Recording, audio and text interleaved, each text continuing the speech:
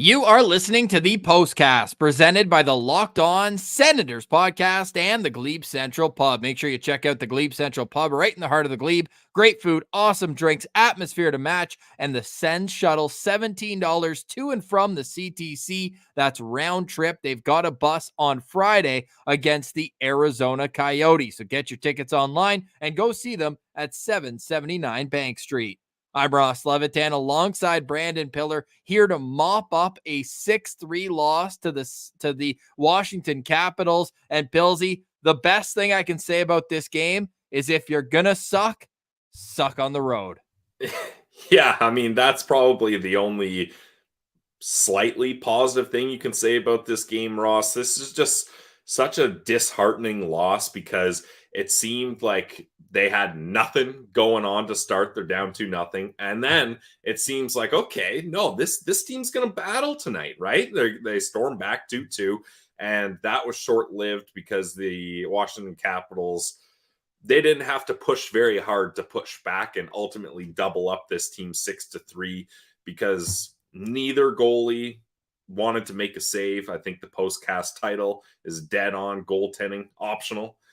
Even Darcy Kemper didn't even really have to make any saves here. Like, this was a 6-3 game where there's only 41 total shots is an embarrassment to all goalies out there. Hashtag goalie friendly show. Disavow this goaltending game here because it was just downright pathetic. How often does a winning goalie have an .857 save percentage? Darcy Kemper was bad in this game. The third goal that gave us hope once again after going down 4-2, Brady Tkachuk scores in the first couple minutes of the second period. Oh, we're coming back. There's no problem. I had no doubt in that moment that they were going to come back and win the game. But before I could even write in my notes, Tkachuk, 5-hole on Kemper, bad goal against, I look up and there's another goal against. Yeah. And then it got 30 worse. seconds. Well, yeah, but then it got even worse because then 14 seconds later, I mean, like, what are we even doing here? Or sorry, that was even before the 14-second one. I mean, I'm losing track because so many goals went in. And after the sixth goal, I just stopped taking notes. I said, you know what? The story of this game has been written. They couldn't get a save. That doesn't give the team any confidence. And the pair of Jakob Chychrun and Travis Hamonic, not to single guys out, but to single these two guys out, every time they're on the ice, it looks like an absolute mission to get anything accomplished. Passes in the skates of their opposition, bad pinches. How many times did Chychrun have a bad pinch and then just not even worry about the back check? The goal, that angle they showed at intermission, was one of the most. This guy's trying to either sell himself for it to go to a contender. There are 20 teams scouting tonight's game in the building. I don't like calling players out for effort because you and I had this talk the other day. We're out there huffing and puffing in Div 4 beer league. Like, you know what I mean? Div 4. Love that. I'm Div 3, actually. I scored a hat trick in the first period. I'm like night. Div 10. But that's neither here nor there. I don't like questioning players' effort. For the most part, I think everyone gives effort. It's just a matter of execution. But tonight, I am questioning the effort of Jakob Chychrun. Ross, I wish I was questioning the effort of Jakob Chychrun because that would be an easy thing to point to. It seemed like he was trying out there. Just seemed like he was not good. Like, if I'm Jacques Martin after this game, I'm sitting Chychrun down and being like, you don't pinch anymore. There's no pinching. You will be a defenseman. You will play defense, and you've lost the privilege of trying to pinch because it was just brutal. And we were talking before we hit record here, Ross, or went live rather. The one goal. Can't even keep track of all the bad pinches. Yeah, so Chychrun pinch fails again. The puck gets cleared. The Caps recover it. Quick play. Malenstein snaps it in. But yeah, exactly. Malenstein. You know him. You love him. Household name.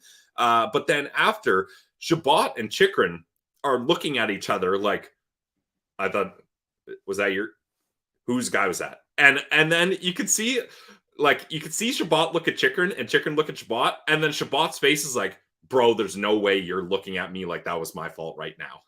Like, it was just An absolute disaster for Jacob Chychrun tonight. And then to add to it, his D partner, Hamnick, had a brutal fan on a shot. Buddy, if you're going to beaver tap all day long, when you get the puck, you better make good on it. And he fans on the shot, 2-on-1 the other way.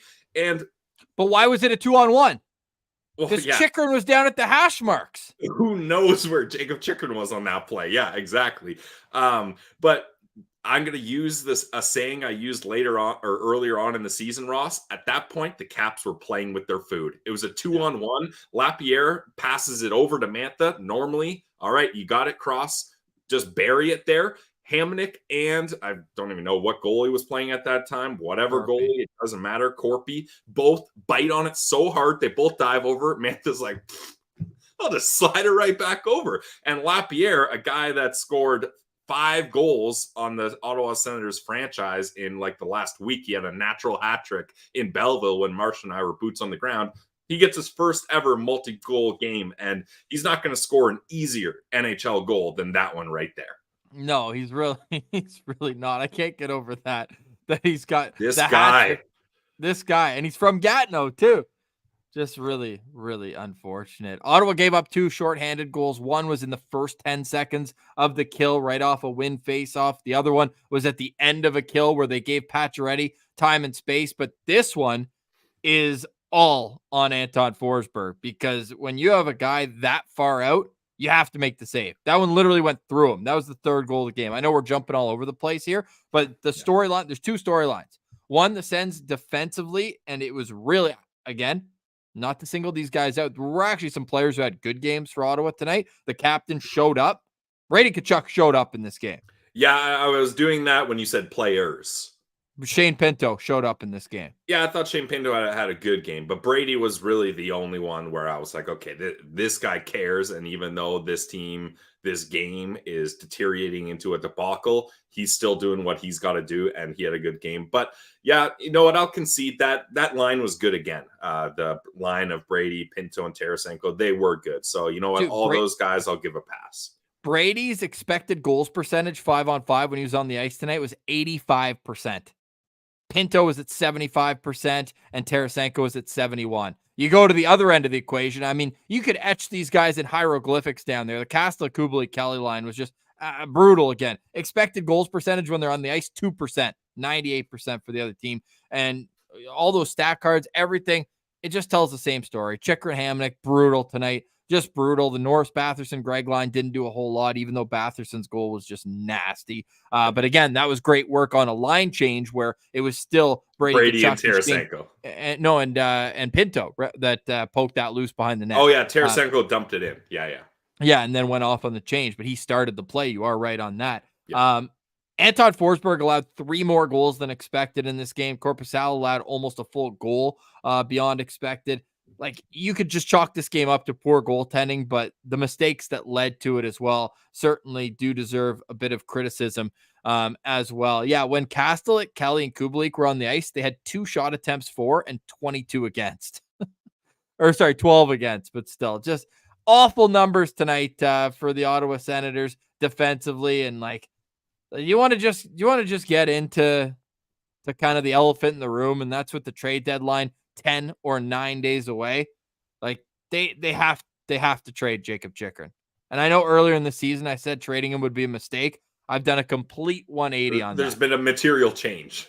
There's been a 30-game sample size of material change. This guy started the year red hot, but now I understand why he said I can play righty, I can play lefty, because he doesn't actually play either. Yeah. He just plays wherever he feels like playing on the ice. Like, it's just tough to watch, man. And with 20 teams watching tonight's game with scouts in attendance, like, amazing.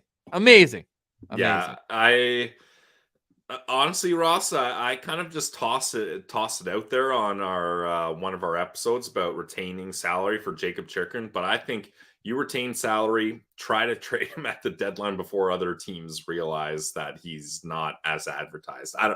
I wish I did. I don't want to be in this position saying that, because this is yet another player the Ottawa Senators get for a year, and then they're going to have to trade for kind of pennies on the dollar, unfortunately. But I don't see him turning this around, and I don't see where he makes sense on this roster moving forward when you've got Thomas Chabot and Jake Sanderson locked up.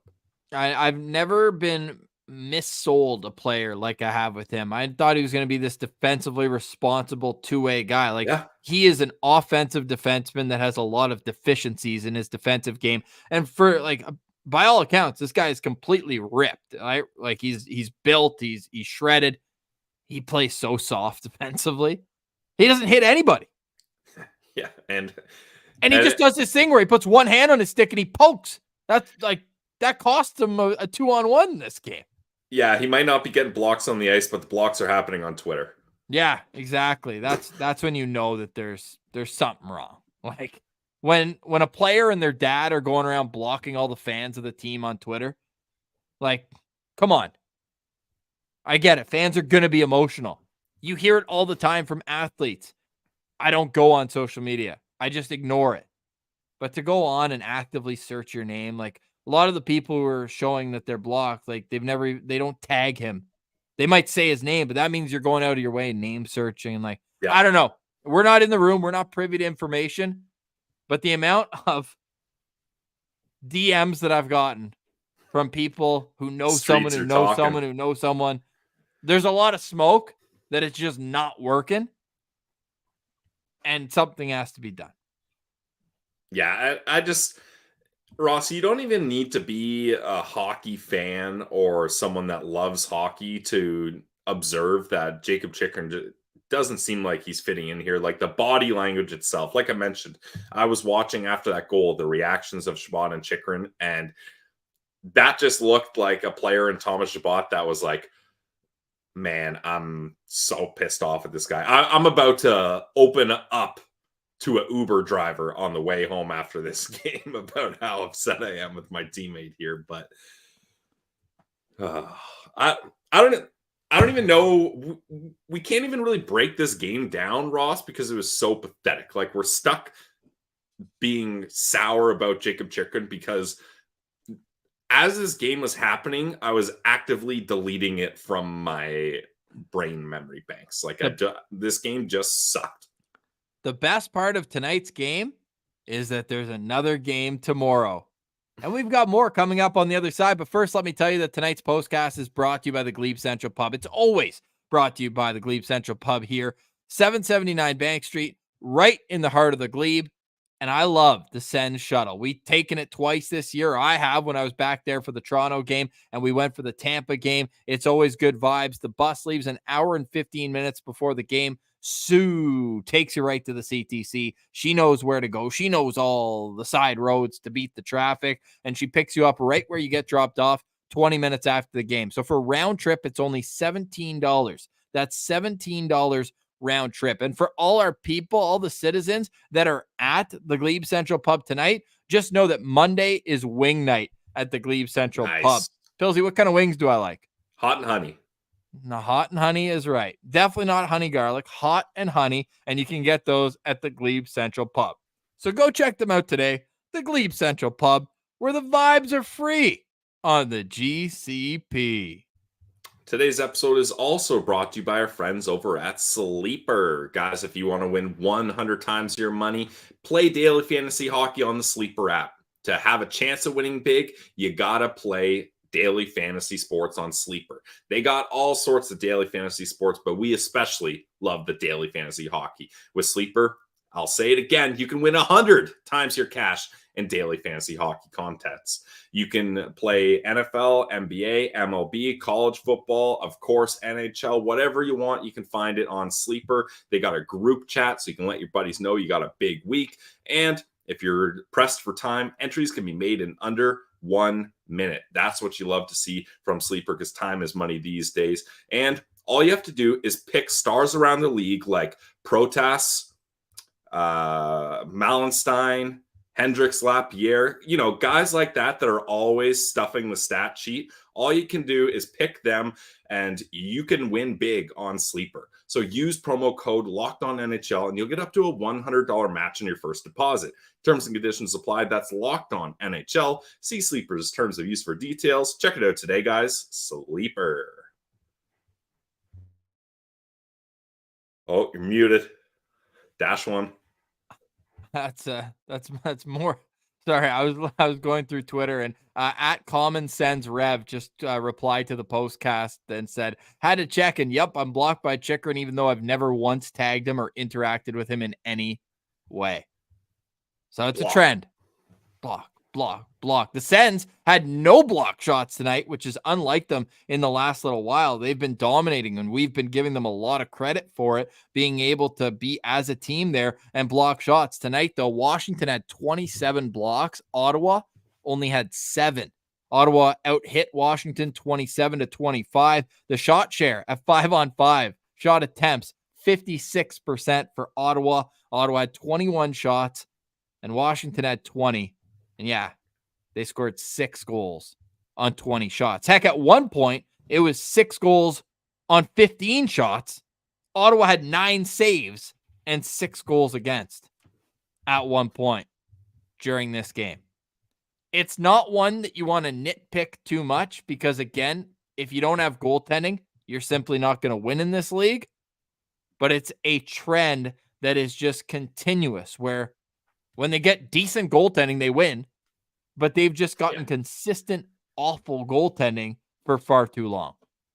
Yeah, and it's too bad, Ross. We were getting excited about Forsberg. Maybe Forsbergler run is getting started here, but that was not the case. I almost feel like when they made the decision to not put Forsberg back in, they should have went up to him in the dressing room and been like, "Forsy, you're not going back in the second period." And then Corp is like, "Okay, I'm the guy." And they're like, whoa. Corpy, you're not going back in either. We're going to play the rest of this game 6-on-5. We're going to see how that goes. Like, it just, usually when you change your goalie like that, it's the coach being like, all right, guys, you guys left the goalie out to dry, but we're still in this game. So let's keep trying to push it here. Like, it's not always, okay, that goalie sucked, get him out. Sometimes it's just trying to change momentum. But putting Korpisalo in the net does not inspire any sort of confidence. And you're not sitting there being like, okay, we got a fresh goalie. Corpy's going to have a big night here. No, like, didn't he let in the first 2 shots, or was it the first shot? Like, it was first. Yeah, it's a mess in the crease. But Korpisalo, I feel like, wasn't as bad as Forsberg. I feel like his goals were like, anyways, they both sucked. I was gonna let you go on there. No, but they both sucked. What am I going on about here? Yeah, they both sucked. They were terrible. At what point, Billsy, as we are nearing 9 days away from the NHL trade deadline, do you look at Steve Staios and say, buddy, it's time? Like, are you going to be patient enough to go up to Friday at 3:00 Eastern? They've got a road trip where they're heading out west, I believe, on Monday of that week. Are you really going to make, like, all these guys are going to pack heavy and it's going to be consuming them as far away from their home city as possible? Or do you try to get some roster trades done? Like we saw when Chychrun got traded to Ottawa, it was 3 or 4 days before the trade deadline. Do you think or hope that Steve Staios makes some decisions early or hold out until the very last minute? I'll start with what I think is going to happen, Ross, because I know this makes your blood boil. I don't think Steve Staios is going to do much this trade deadline. I think he's going to dump some contracts, and that's going to be it. And I know it's already getting you going. And I'm not trying to get you going. Remember, this is what I think is going to happen, because for Steve Staios, he's looking at this, 6 months in, and he's like, all right, this isn't going great, but we got to be patient. We got to work through this. He doesn't care or understand that this has been suffering for Sens fans and the Sens community for 6 years now. Like, that doesn't process for him. He doesn't feel that compounding losing. So I know you do, and I do too, and pretty much everyone in this chat except our guy Scrub Boy, thanks for the engagement, feels this way. So he doesn't want to blow things up. And Elliot Friedman says it on the pod all the time: when your enemies know you're drowning, they throw you anvils, not life preservers, right? Like, Steve Staios has no leverage. He hasn't dealt with any of these guys as general manager at all, other than what he's been working on the phones this year, which has gotten nowhere. Can't even get rid of Kubalik. So he doesn't have a lot of power here to make a proper move. That's what I think is going to happen, Ross. Now, what I hope happens is they retain 50% on Jacob Chychrun and try to at least try to recoup some sort of assets to make good on the bad trades they've had to do penny on the dollar for, and then try to move forward from that. But I think the offseason, Ross, after the draft is where or maybe before the draft, maybe this draft, they want to really put their stamp on things, but the offseason is where we're going to see this management group make a big swing and a major shakeup to the core. All right. Let us know in the comments what you think the first move we'll see from Steve Staios is. But in the meantime, we've got a treat from you guys. It's classic road game. They post it quickly. So without further ado, let's go down and hear from Sens head coach, Jacques Martin. Coach, what did you see from your team's game here tonight? Well, it just seemed like, it was a tough battle tonight. Whenever we kind of got close early in the first, then, we gave up a couple more.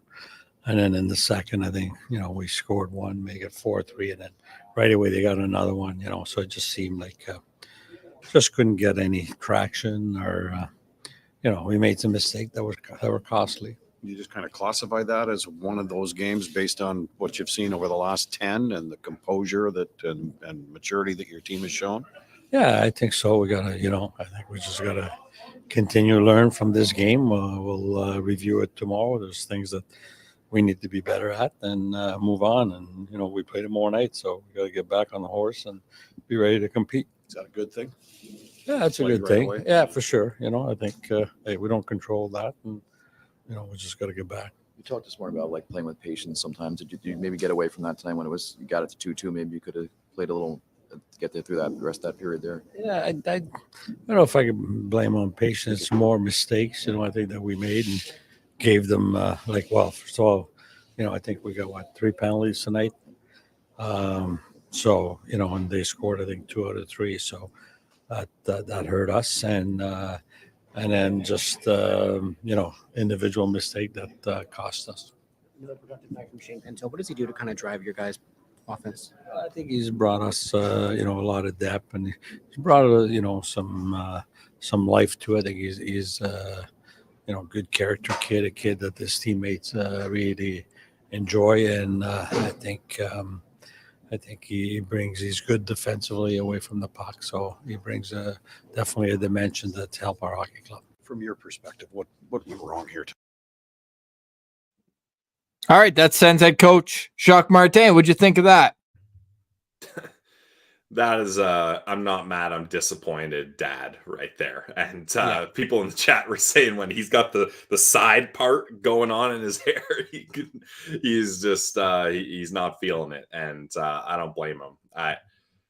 It is a good thing that the Sens play tomorrow night, because if they had to sit on this loss, that would be a tough thing to stew through. So, I mean, it's a similar team they're going up against tomorrow, the Nashville Predators, kind of a middle team that their core guys aren't at the top of the league anymore. Like, they're still talented, but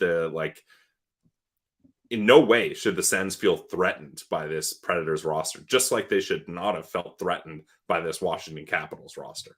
That's what bothered me the most in this game. Protas gets his 5th goal of the season. John Carlson gets his 4th goal of the season. Pacioretty gets his 2nd. Brent Mallenstein, am I even getting his name right? Beck Mallenstein gets his 6th of the season. That guy played in the WHL. Lapierre had his 3rd and 4th. That guy played in the queue. That guy played in the queue. Yeah, no doubt. But they didn't get beat by Alex Ovechkin tonight. No. I was going to keep going down the list, but none of their other guys really played. Yeah. TJ Oshie was out of this game. Kuznetsov, obviously, we're wishing him the best, but he's not available tonight. They lost to a bad team tonight. But Ottawa's got to regroup. Let's hear from Jake Sanderson after tonight's game. A lot of things, I think. I mean, we gave them all 4 goals in the first. I mean, yeah, they won the game, but I feel like we beat ourselves tonight. So, What have you been doing well that you kind of got away from today? I felt like in the past games we were just playing fast and getting shots on net. I think we had only like 20 shots on net tonight. So, to win games in this league, that's not going to cut it. Is this one of these situations where you're thankful to be playing tomorrow night? Yeah, absolutely. You don't want to forget about the game, but you got to learn from it. So, and we got a great task again tomorrow. So, get to Nashville tonight, get some rest, and re-energize for tomorrow. Short-term memory in a lot of ways, but at the same time, remembering what got you here to this point, 7-2-1 in your last 10. Yeah, absolutely. This team, we've been playing some really good hockey lately, and one loss tonight doesn't define that. So, be a goldfish, forget about it quick, and just learn from it. How good Shane Pinto been for you guys? I mean, he's got 13 points in 15 games. He's coming back. Yeah, he's huge. We miss him very much the first half of the year, and I've said it before, he kind of came in and sparked us. So, he's playing really good with Brady right now, and they were, I don't know how many points he had tonight, but they're huge. Yeah. A little different game, obviously. Well, we got to get to our guy, Shane Pinto, also speaking after tonight's game, but really, he nailed it with that kind of funny quote, but it's true. They have to be a goldfish. They have to forget about it right away because they're back on the ice in Central Time Zone tomorrow against the Predators. The Senators are 0-10-0 outside of the Eastern Time Zone while in North America this season. All right, Shane Pinto, usually we always time how long it takes him to make himself laugh. I don't think we're going to get that tonight, but here's Shane Pinto following a Sens 6-3 loss to the Washington Capitals. An end result from what we've seen in the last maybe 10 or 12 games. What can you pinpoint what went wrong here tonight? Yeah, I think we were just a little flat tonight. Tough start and kind of put us in behind the 8 ball, and there's no excuses. Just got to play better and start better. So I think that was the main thing. Composure and momentum shifts were in complete control of your team prior to this one. Is that a hiccup tonight? Yeah. We just got to be more mature. I think we got to kind of be better with the ebbs and flow of the games. It's going to happen. Momentum shifts will happen, and we just got to be better, staying even keel and stick to our game and let the kind of results take care of itself. So we just got to be more mature. Is this a scenario where it's best to play the next night? Not much time to think about this one? Yeah, quick turnaround here, and just got to put up a better effort tomorrow and play the right way, and just flush this down the toilet and get back to it. You got it. They were 2-0. You got it to 2-2. What happened after that? The end of the second period that made you disappointed, and the first period that made you could have done better. Yeah, just penalty there, and then we just got to be more disciplined, and then kind of unraveled from there. But when we get it to 2-2, we got to get into that period tied up and just get into the second there. But it's over with now, and just move on to tomorrow. Obviously, not the result you want, but another multi-point game for you. And kind of how good do you feel about your kind of offensive output at this point? Yeah, I'm not too worried about that. I just want to win games. It's a big part of the year. We got to start winning games if we want to get in this race, and that's all I care about right now. All right, there's Shane Pinto, and just exactly as you'd expect a leader for this one, Pills? Yeah, I mean, no laughs for Shane Pinto on that one, and there's not a whole lot these guys can say, like especially Jake Sanderson and Shane Pinto. Like those guys were not the issue tonight, so they're like, what do you want me to say about this? Yeah. And people are saying in the chat, like obviously people want to hear from Brady Tkachuk, the captain, who, by the way, was the best Ottawa Senators player easily on the ice tonight. And it wasn't even close, frankly. He spoke to the media 3 days ago. They go through a cycle. I don't think anything of it. The fact that Brady Tkachuk did not speak to the media tonight, it's one of those where it's like basically whoever's undressed quickest gets to talk to the media because these guys are going to be on a plane in about an hour and a half. Going from Washington to Nashville. But people in the chat as well, and I do like this question, and I'm happy to discuss it here. Seth wants to know, can we talk about the lack of having a legitimate right side defenseman without Zub in the lineup? I think that's very fair. However, should be known and stated that I think Jacob Bernard-Docker's played much better of late, but it's too much to ask for him to be a top 4 defenseman, I think, for him to play consistently night after night in that position right now. But Pillsy, a name that came up on 32 Thoughts, the podcast today, Adam Larson. And there's going to be a lot of guys who are a lot of teams that are interested in him. But what I like about him is he has next year already signed at $4 million as well. And he's the type of right shot defenseman who puts out fires. He's never going to be flashy, but he's always going to be a plus player and play hard in his own zone. He would be a guy, if I'm Steve Stais, I'm calling Seattle and I'll say, hey, can we get you to throw in Joey Decord too, just for fun? Yeah, that would be great. Yeah, Ross, they did talk about Adam Larson, but unfortunately, and I got a different impression though. Elliot Friedman pretty much said that's not going to happen. Like a team like the Seattle Kraken that values analytics and structured hockey, he might be like on their untouchable list. Like I really don't think the Seattle Kraken are going to trade Adam Larson. So while I agree with you, that would be a great guy to bring in. If only Ross, Taylor Hall was traded for Cody Ceci, then we could do Hall for Larson 1-for-1 today. That would be nice, but I don't think it's going to happen, unfortunately. So I'm not going to get too excited about it.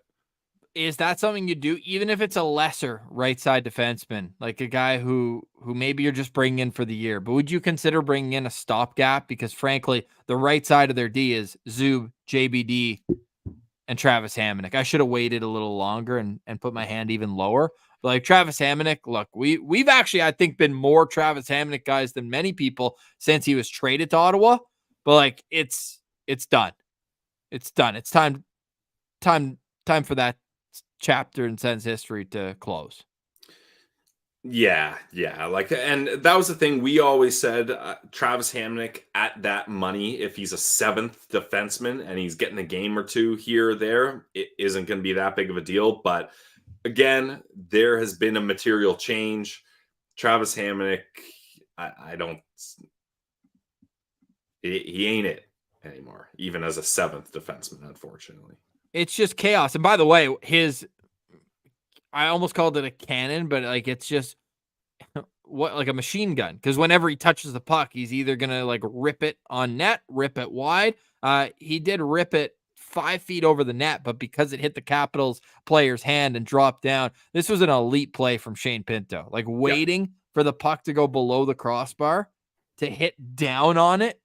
That was an elite play. Shane Pinto, I thought it was solid in tonight's game. Obviously, he and Brady Tkachuk led the way with 3 points each in this game. Brady Tkachuk gets his team leading 26th goal as well off a rush, 1:27 into the second period. And that's where I was like, okay, they're good. They got this. They answered early. They'll be fine.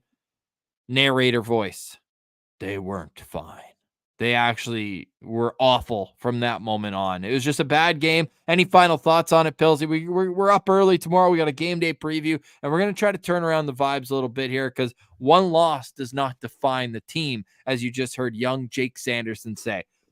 So what to you are your final thoughts heading into tonight where you know you have another game tomorrow? You better come out of the gates flying tomorrow. Like there can't be any sort of excuse, especially Ross. Sure, it's a back-to-back, so you're going to be a little tired, but then they don't play again till Friday. So you're going to have 2 days off, and it's not that crazy travel going from Nashville back to Ottawa. So it's not that intense. So they better really have a good bounce back game. And it's a team that they can do that with. And, you know, maybe Steve Stais gets a good look at UC Saros. Gets I don't think I'm in on Saros. I think that would be like because then you're punting your problem. It's literally what they did with the Brinket and with Chikrin, where it's like, I'd like a guy with some term because I don't want to play this song and dance. And a guy who's having his worst year in the last half decade. I don't know. I don't know what the answer is, but I think when you're taking in acquisition cost to the whole thing, that's where I kind of lean away from UC Saros. They just need a guy to give them average goaltending.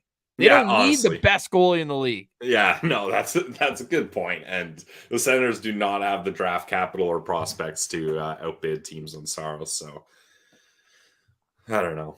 Well, hopefully we come with a bit of a different ventcast tomorrow, maybe even just a vibecast, because the Ottawa Senators, it's an 8:00 start Eastern. We will have the postcast for you right after the game. Also, the audio platform has been moved over, so everything is back to normal. This postcast will be available audio and so on and so forth.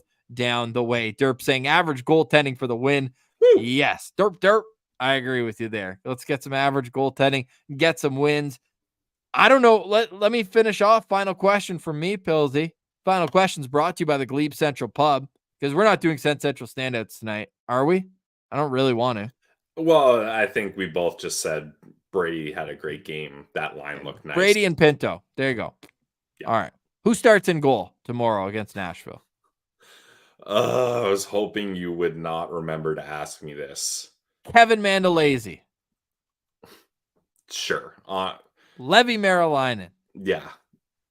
Chris Mason does the Predators broadcast. Maybe True. he'll strap him on. Yep, I'm down for that. Magnus Pecorine. Helbert, bring him back. Pecorine lives in Nashville. True. Yep, I'm down for that also. Justin Peters, is he on the trip? I'd start Justin Peters. I don't know if I would. I was half joking, by the way, when I said that they should start the third period without a goalie just for the first shift, just to prove a point. They weren't winning this game either way. Yeah, it wouldn't have been that crazy if Patrick Waugh would have. That's something Patrick Waugh would have. Or Patty Waugh would have just been like, "You guys all suck. Take off your equipment. Take my suit. I'm going in." I'm going in. Put Sue in net, says Hotline. Shout out Glebe Central Pub. We need Sue 100% after the game, though. Friday, there is a Glebe Central Pub shuttle to and from the CTC. All right, Pillsy. That's it for us. No Danger Flutes tonight. Pillsy and I were on a little streak. We were feeling good. It's the first time ever that the Senators have lost in regulation when Shane Pinto has more than 1 point. They were 6-0-1 coming in. Now they're 6-1-1. They're now 35-6-5 when he has a point, which doesn't sound as good. They're 9-4-2 since Pinto got back this season. But as people were saying on Twitter, unless Shane Pinto could play goalie as well, there was nothing that he could do. Nothing that he could do. Brady Tkachuk could start in goal, says young Zachary. Remember when he was strapping on the pads back a couple of years ago?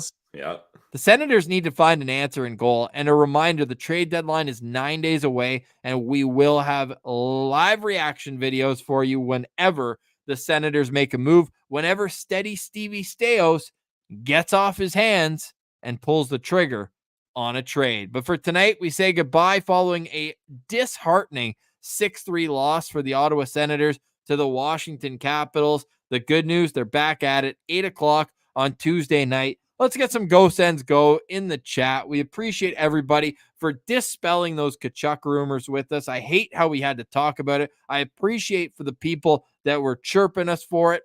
I would have chirped me too. Yeah, it's all good. We're not going to block you. We will not block you. We won't even unfollow you like another podcast might have done when we question their call of potentially trading Brady Tkachuk. We won't do that here on Locked On Senators. We like the feedback, whether it's good or bad. We appreciate it. Shout out to Zach. I sent you what he told me. Hey, Pillsy. We'll leave that one in the in the DMs. But shout out to Zach. He's here Zach, in the Zach Jack Dad. He's here in the postcast for sure. And shout out to the Scrub Man. I hope he comes back. What an absolute clown that guy is. But we appreciate it. We're circus here after losses. It's the Ventcast on Locked On Senators. That's Brandon Piller. I'm Ross Levitan. This has been another edition of the Postcast presented by the Locked On Senators podcast and the Glebe Central Pub. Go check out the Glebe Central Pub, 779 Bank Street, right in the heart of the Glebe. We're a part of the Locked On Podcast Network, your team every day.